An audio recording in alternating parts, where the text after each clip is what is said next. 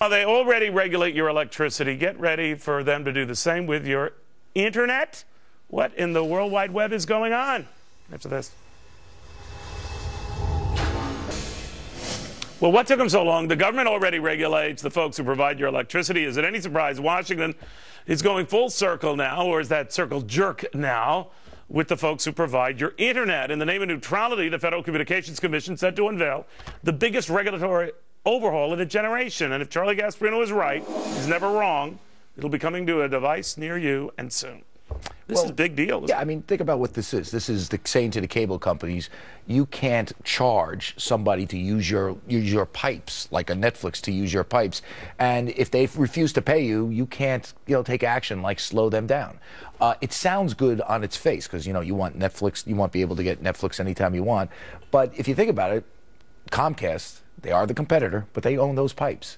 And if you think about it, a lot of people hate the Comcast, the Time Warners, and they say, well, someone should police them. Someone should police them, but we should also have competition. We have satellite and other ways to get sort of content. So you say let the free market sort it out. Let the free market, because once you start opening up this can of worms, right, then where does, first off, the FCC has power to regulate what is said on regular TV, doesn't it? What makes you think they won't look for the power to be said what is on the internet? And they call the shots. And they call the shots, and they could tax it. Listen, what makes you think?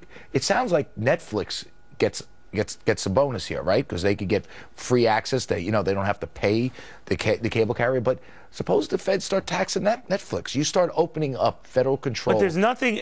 Critics who hear you say that there's nothing in this yet. Right.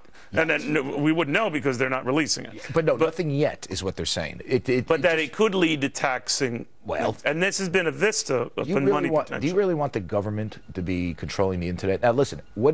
How can we get cheaper internet to people? Okay, how do we end run the cable companies?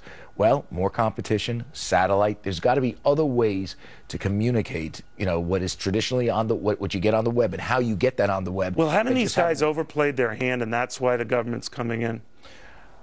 Believe me, I'm far from an apologist for these things. I don't know. I think the Obama administration looks at this as the next frontier. See, I think they look at it as a piggy bank. Yeah, the next frontier on what to regulate, how to squeeze campaign contributions, and basically how to get tax money. I mean, that's what it seems to me, because it seems like a much easier way at this. And by the way, there's a lot of liberals in Silicon Valley that agree with what I'm saying. Oh no, you're right. You're right. And by the way, Google was big on this at its early days, and then it got to be a big bruiser, and it said, not so much. And you know what?